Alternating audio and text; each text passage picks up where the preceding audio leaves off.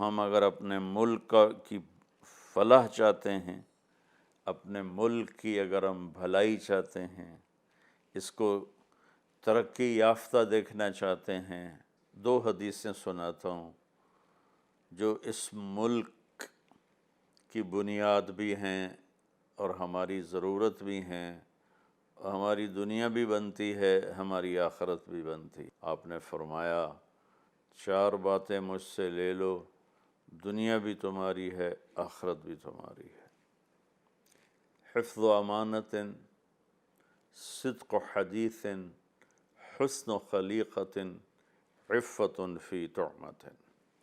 فرمایا زندگی بھر کسی کو دھوکہ نہ دینا، امانت داری سے کام کرنا، ہائے ہائے، ہمیشہ سچ بولنا، کبھی جھوٹ نہ بولنا، اپنے اخلاق اچھے رکھنا، کبھی بد اخلاق نہ ہونا، رزق حلال کمانا، کبھی حرام نہ کمانا۔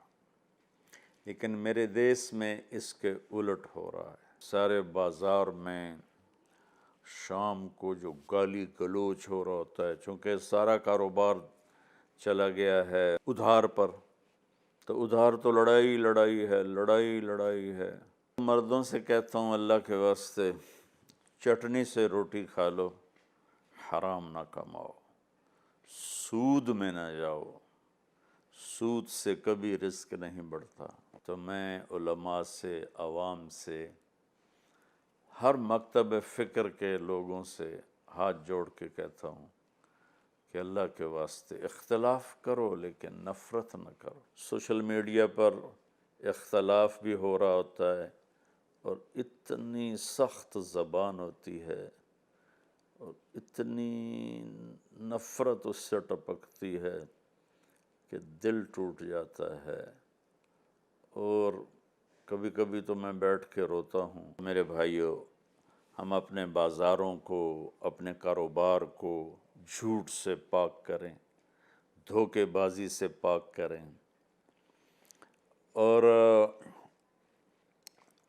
فراڈ سے پاک کریں۔